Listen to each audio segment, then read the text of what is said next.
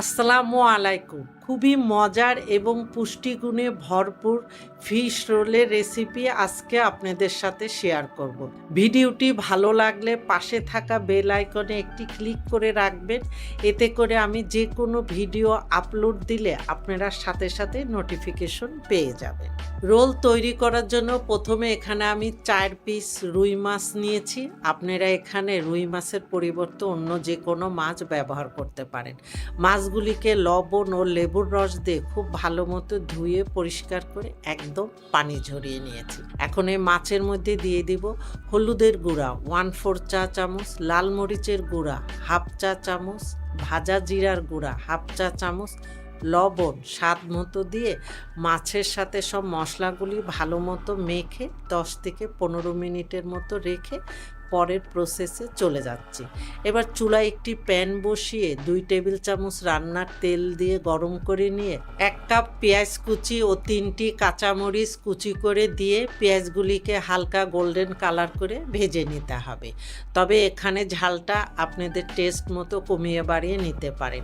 পেঁয়াজগুলি যখন হালকা golden colour করে ভাজা হয়ে যাবে, এখন এই পেঁয়াজগুলিকে একটি পাত্রে তুলে নিয়ে ওই একই প্যানের মধ্যে আরও 2 টেবিল চামচ রান্নার তেল দিয়ে গরম করে নিয়ে আগের থেকে মশলা মাখানো সব মাছগুলি একে একে করে দিয়ে চুলার হিট মিডিয়ামে রেখে মাছগুলি গোল্ডেন কালার করে বা একটু কড়া করে ভেজে নিতে হবে।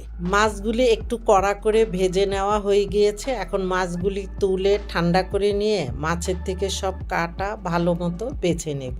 মাছের থেকে কাঁটা বেছে নেওয়ার পরে মাছগুলি হাত দিয়ে একটু ম্যাশ করে নিয়ে এখানে আগের থেকে ভেজে রাখা পেঁয়াজের মিশ্রণ দিয়ে এর মধ্যে দিয়ে দিব আদা বাটা 1/2 চা চামচ, রসুন বাটা 1/2 চা চামচ, চাট মশলা 1 চা চামচ, এলাচের গুঁড়া 1/2 চা চামচ, চিলি ফ্লেক্স 1 চা চামচ, লবণ স্বাদ মতো দিয়ে পেঁয়াজের মিশ্রণের সাথে সব মশলাগুলি ভালোভাবে মেখে নিয়ে 1/4 কাপ ধনিয়া পাতা কুচি দিয়ে একটু হালকাভাবে মেখে নিয়ে পেঁয়াজের মিশ্রণের সাথে মাছের কিমা ভালো মতো মিশিয়ে নিতে হবে। আর এইদিকে আমি 4টি কাঁচা কলা সিদ্ধ করে নিয়ে খোসা ফেলে দিয়ে একটা ম্যাশার দিয়ে খুব ভালো মতো ম্যাশ করে নিয়েছি যাতে কোনো দানা না থাকে। এখন এই মাছের মিশ্রণের সাথে সিদ্ধ কলা ভালো মতো মেখে নিতে হবে।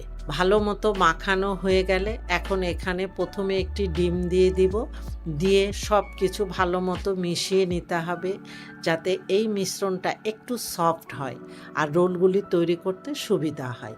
এখন এখানে আরও একটি ডিম দিয়ে দিলাম, দিয়ে এখন যাতে রোল তৈরি করা যায় বা মিশ্রণটা সফট হয় সেভাবে মেখে নিতে হবে। মাখানো হয়ে গেলে এখন হাতের মধ্যে কিছুটা তেল মেখে নিয়ে এখান থেকে পরিমাণ মতো মিশ্রণ নিয়ে আমি রোল তৈরি করে নেব। তবে সাইজটা আপনাদের পছন্দ মতো ছোট বড় করে নিতে পারেন। এইভাবে একে একে করে আমি সবগুলি রোল তৈরি করে নেব। রোলগুলি আমার তৈরি করা হয়ে গিয়েছে। এখন এখানে একটি বাটিতে আমি 2টি ডিম নিয়ে ডিম দুটি খুব ভালো মতো ফেটিয়ে নেব।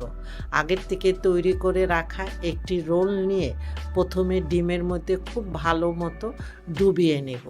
ডিমের মধ্যে থেকে রোলটা তুলে নিয়ে সাথে সাথে বিস্কুটের গুঁড়ার মধ্যে দিয়ে খুব ভালোভাবে কোট করে নিতে হবে, এমনভাবে যাতে চারিদিক থেকে রোলটা খুব ভালো মতো কোট হয়। এখন আমি এইভাবে সবগুলি রোল কোট করে নিয়েছি। আপনারা চাইলে ডাবল কোটিং করেও নিতে পারেন।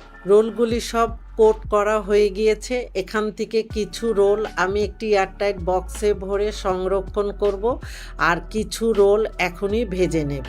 এবার এই রোলের ট্রে ফ্রিজের নর্মাল চেম্বারে 30 মিনিটের জন্য রেখে দিব ভালোভাবে সেট হওয়ার জন্য। রোল ভেজে নেওয়ার জন্য আগের থেকে চুলায় একটি প্যানে বেশ কিছুটা তেল দিয়ে গরম করে নিয়ে এখন চুলার হিট মিডিয়ামে রেখে একে একে করে কিছু রোল দিয়ে ভেজে নেব। আর এখানে রোলের ভিতরের পুর যেহেতু সব রেডি, তাই রোলটা ভাজতে খুব একটা সময় লাগবে না। এখন আপনাদের পছন্দ মতো কালার করে রোলগুলি ভেজে নিলেই হবে।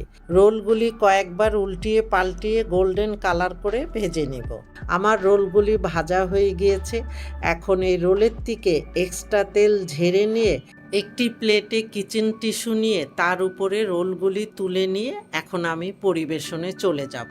আর এই রোলগুলি আপনাদের পছন্দ মতো যে কোনো সস দিয়ে পরিবেশন করতে পারেন।